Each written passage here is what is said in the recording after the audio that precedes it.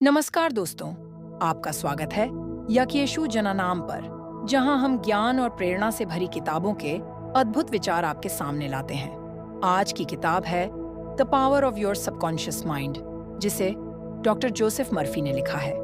यह किताब बताती है कि हमारे भीतर एक अद्भुत शक्ति है, हमारा अवचेतन मन। आज हम इसके पहले अध्याय पर गहराई से चर्चा करेंगे, जो बताता है कि अवचेतन मन कैसे काम करता है और कैसे यह हमारी सोच और भावनाओं को नियंत्रित करता है। आपसे कुछ सवाल करना चाहूंगी।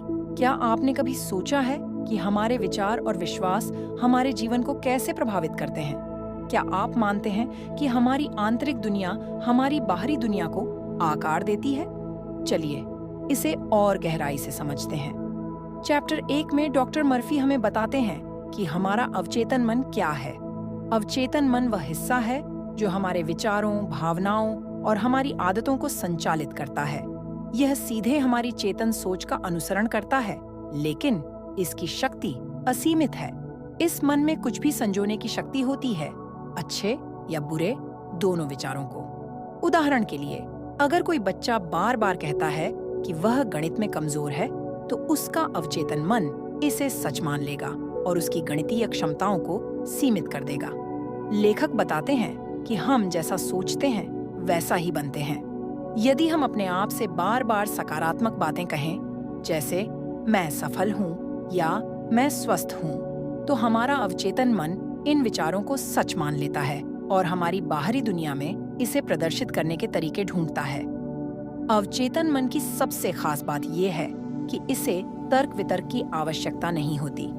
जो भी भावनाएं, विश्वास या विचार इस तक पहुंचते हैं, वह उन्हें बिना सवाल उठाए स्वीकार कर लेता है। यह एक प्रकार का मास्टर प्रोग्राम है जो हमारी सोच और व्यवहार का मार्गदर्शन करता है। इसे हम हमारे मन का आधार कह सकते हैं। उदाहरण के लिए, सोचिए, जब आप गाड़ी चला रहे होते हैं, आपका चेतन मन रूट पर ध्यान दे रहा होता है, लेकिन आपके अवचेतन मन ने बार बार के अभ्यास से इसे एक आदत बना लिया है। इसी तरह जो भी हम लगातार सोचते या महसूस करते हैं, वही आदत में बदल जाता है और जीवन में गहराई से छाप छोड़ता है। आपसे प्रश्न है कि क्या आपके जीवन में ऐसी कोई आदत है जो आपने अवचेतन रूप से बनाई है? इसे पहचानें और सोचें कि यह आपके जीवन में क्या बदलाव ला रही है। चैप्टर 1 में लेखक ने इस पर भी ध्यान दिया है कि अवचेतन मन हमारे विश्वासों को गहराई से अपनाता है। हमारे विश्वास, सकारात्मक या नकारात्मक, हमारी वास्तविकता को प्रभावित करते हैं। जब हम किसी चीज को बार बार सोचते हैं, तो यह हमारे विश्वासों का हिस्सा बन जाती है और उसी अनुसार हमारा जीवन ढलने लगता है। चलिए एक और प्रश्न पूछती हूँ। आपके अवचेतन मन में कौन कौन से विश्वास स्थापित हैं? क्या वे विश्वास आपको आगे बढ़ा रहे हैं या आपको पीछे खींच रहे हैं? डॉक्टर मर्फी कहते हैं कि हम अपने अवचेतन मन को अपने जीवन के लिए एक सकारात्मक टूल बना सकते हैं। इसके लिए हमें सकारात्मक आत्म सुझाव का सहारा लेना चाहिए। आइए कुछ तरीकों पर नजर डालते हैं। दैनिक सकारात्मक कथन। रोज सुबह या सोने से पहले अपने आप से कुछ सकारात्मक बातें कहें, जैसे मैं स्वस्थ हूँ, मुझे सफलता मिलेगी। ये बातें धीरे धीरे आपके अवचेतन में घर कर जाएंगी और आपको नए दृष्टिकोण से देखना शुरू कर देंगी। कल्पना।